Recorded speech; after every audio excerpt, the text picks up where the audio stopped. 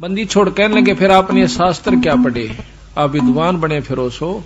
शास्त्र में लिखा है कि पांचों तत्व नष्ट हो जाएंगे, पृथ्वी तत्व को जल तत्व खत्म कर देगा, सारी पृथ्वी पर पानी ही पानी हो जाएगा।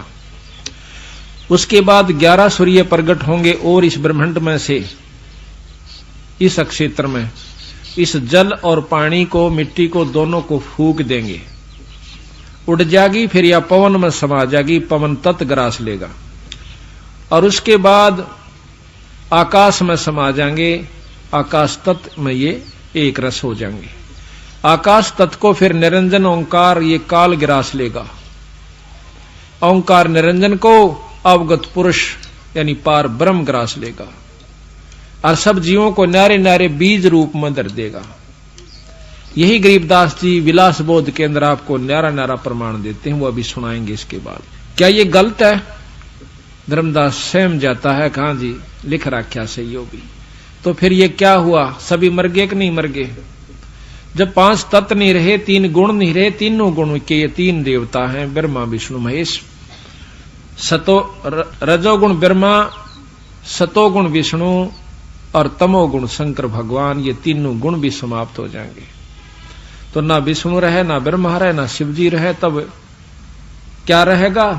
बंदी छोड़ के उस समय केवल सतलोक रहेगा, जिसमें पार ब्रह्म से स्थिति शुरू हो जाती है और पूर्ण ब्रह्म तक की सतलोक की ही अंश है। तो इस प्रकार धर्मदास सहम जाता है। तो मैं कहने लगा, महाराज आप तो एक मनुष्य दिखाई देते हो, आपकी बात पर क्यों कर विश्वास करें? वो भी एक साधारण से अवनति से बड़े बड़े विद्वानों की बात सुन रखी है। बंदी छोड़ कहते हैं कि भाई विद्वाना की बात कुछ और से, संतों की बात कुछ और होती है। संत आत्म अनुभूति बताते हैं और विद्वान सुनी सुनाई कहा करें। बंदी छोड़ कहते हैं वो करनी नहीं कर सकते विद्वान, वो सुनी सुनाई कहेंगे। कबीर साहब कहते हैं कथनी करनी तज कथनी कथे, अज्ञानी दिन रात और कुकर जो बौकत फिर सुनी सुनाई बात। कुत्ते की तरह बौकते जगह जगह मंडप बनाकर बंडे जाएंगे सुनी सुनाई बातों को, करनी नहीं करते। तो करनी तज कथनी कथे, अज्ञानी दिन रात और कुकर जो भौकत फिर ये सुनी सुनाई बात है। अब इन बातों का असर एकदम कलेजे पर हुआ। तो बंदी छोड़ कहते हैं पारख के अंग में सतगुरु महाराज की वाणी, गरीबदास जी की। बोले जंद सुनो धर्मदासा, हमरे पिंड प्राण निश्वासा, गर्भ योनि में हम नी आए और मादर पे दरना जननी जाए। कबीर साहब कहते हैं कि धर्मदास मेरा ना कोई शरीर है, ना मेरा सांस है, ना मैं कभी मां का पैदा हुआ। हमारी आजकल जो व्यवसायिक किताबें हैं बच्चों के पढ़ने की, उनमें लिखा है कि ये एक विधवा ब्राह्मणी का पैदा हुआ था कबीर साहब, और वो श्रम की मारी डाली आई थी। उसको एक नीरू नीमा नाम के 2 जुल्हा दंपत्ति, एक जुल्हा दंपत्ति उठा लिया था, उनका संतान नहीं थी। ये कतई गलत है, ये मन घड़त कहानी है, कतई 100 की 100। गरीबदास महाराज को वही बंदी छोड़ कबीर साहब 200 वर्ष के बाद 1575 में शरीर त्याग गए थे सतगुरु महाराज, और 1774 के अंदर फिर 84 के अंदर फिर बंदी छोड़ प्रगट हुए छोड़ानी गांव में।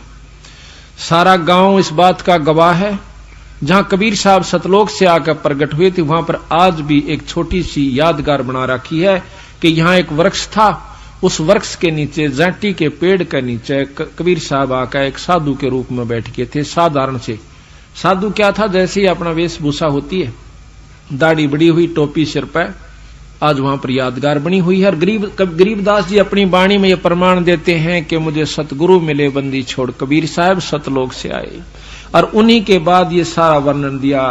तो बताओ वहां कौन सी मां का पैदा हुए थे वो?